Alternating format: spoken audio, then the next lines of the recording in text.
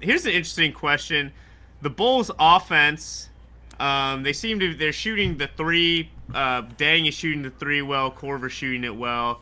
Watson shoots it well. They've got like a little bit more shooting this year, although they are giving Ronnie Brewer a lot of minutes. Is that going to be the difference against Miami, or what do the Bulls need to do if not just make more shots? Well, I think part of that has been, and we talked about this a little bit earlier. C.J. Watson and John Lucas are just better shooters than Rose. Lucas especially. Right. So he's been out a lot, so their numbers probably look better because he's been replaced with guys that can shoot it better. But I mean, yeah, I mean any offense looks great when you got guys that can make shots, and the more of them you can put on the court, the better your team is going to do. But I mean, everybody saw it. That was their main problem last year. They just couldn't score. And I think part of it was too is that I don't think, if I remember, maybe somebody's going to throw a stat that proves me wrong, but I don't think Deng shot particularly well in that series. He's definitely a guy that if he can stretch the floor, even from the corner, that's pretty huge. It's one more guy that can pull a defender away, create an extra lane towards the rim. Definitely a guy that, they need to step up and score points for them in a 6-7 game series if they got to win. And if he shoots 25% from the floor over that stretch of games, it's going to be trouble for them. He's definitely the guy, I think, above all else, that has to make shots if they're going to beat him and go to the finals this year. How did they make Carlos Boozer into a weapon? I mean, we know he has the ability to score, but how does Tibbs take that ability, get it through all of that chest hair, and turn it into something tangible in the playoffs? I think they do an okay job. I kind of like what they do with them when they'll run like a pick and roll in the middle of the floor, and they'll kind of hit him with that pocket pass, and then he can look to kind of shoot it from that 15, 18-foot range. I generally, think that's probably his best spot. I don't think he's a back-to-the-basket guy. I don't think he's a good low-block guy. I definitely don't think that he's a guy that you just want to ISO either in the pinch post. But when you can get him that jumper, I mean, that's just what he does well. He'll hit that at a high rate. Occasionally he'll be able to shot fake and drive to the rim and get to the free throw line, which is the easiest spot in the game to score from. And I think they do that with him, but he just isn't a guy that I don't know if there's a whole lot more you can do other than just put him in a spot where he's successful and just hope he plays his game from that point forward. So if you were Thibodeau, would you be giving Gibson more minutes? Would you basically flip Boozer and Gibson's minutes? That's tough. I mean, it depends what you really want out of your lineup. I mean, Taj is so devastating on the defensive end of the floor. My biggest thing that I've noticed in the NBA today is that teams that are really successful defensively have a big guy that is absolutely devastating guarding the pick and roll. And Gibson can hedge hard. He can string a guy out. He can switch onto a smaller guy.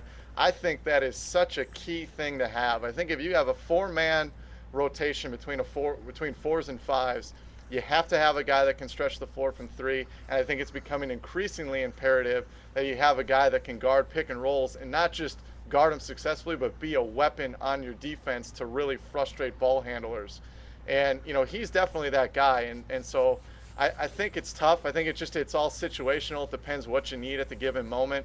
If you're going through a scoring drought, maybe having Gibson out there isn't the greatest thing in the world. If you have a 7-8 point lead over the last 4 minutes of a game and a team's running a lot of pick and roll action or running a lot of off-ball pin downs and stuff, and you really need a guy that can get out and hedge aggressively and recover quickly and that kind of stuff, then, Gibson's your guy. But to outright start him in a vacuum statement, I mean, this well enough that I can't really say that. All right. I appreciate. I think that Gibson's offensive contributions though are pretty significant. I mean, he's a good 15-foot shooter. I mean, you cannot give him that shot, and he takes it with confidence and hits it with regularity, and he murders on the offensive glass. Boozer does actually a pretty good job in there too. But I was thinking about today all the ways that all the Bulls besides Rose create shots by being great screeners, by hitting the offensive glass, by getting deflections and creating things that way. And I think that when people, they don't have anyone else who can just put it on the deck, drive by a guy, and kick it out for an John open Lucas shot. the third. I said pass. not put it on the deck and then throw up a wild off-balance 18-footer that goes in. They have and they're very well coached, and they run a good pass-friendly system, and I think that Gibson is one of those guys who creates shots in underrated ways. I mean, I would agree with that, and I think you nailed it on the head. I mean, even at the lowest levels, and you'll remember this from your playing days. They always said if you really want to get open at the lowest levels, screen for somebody off the. Well, in high school, man. I mean, we always talk about our kids. If you really want to get open, you really want to get the ball, screen for somebody off the ball, and then watch how your defender reacts. And that's kind of what Gibson's good at. Is he'll screen. They'll pay attention to maybe Corver coming off that pin down or wide pin down or stagger action or whatever, and then he can space the floor, slip to the rim, get good offensive rebounding position, and he really plays to his strengths. And I like Taj coming out. I couldn't believe that he lasted, all the way. I think Bulls took him at 29th that year. I definitely thought that because of his ability to defend that he would have been, at least a top 20 guy. But he's showing it now. Like he's a starting caliber power forward in this league. And the Bulls are really lucky to have a guy like that coming off the bench when on some nights he's better than the guy that's in front of him. Yeah. Bulls incredibly deep and very, very tough, and Taj Gibson pretty much epitomizes both. Brett, thanks a lot for coming on, man. We'll have to do it again soon. Now that your high school season is over. Thanks for having me, guys. Yeah, it was fun. All right, cool. Well. He is. I really recommend that everybody follow him. B. Koremenos. Good luck spelling that. And he is the editor at NBA Playbook. Every bit the analyst that good. Sebastian Paridi is. And therefore, you should read both of them all the time.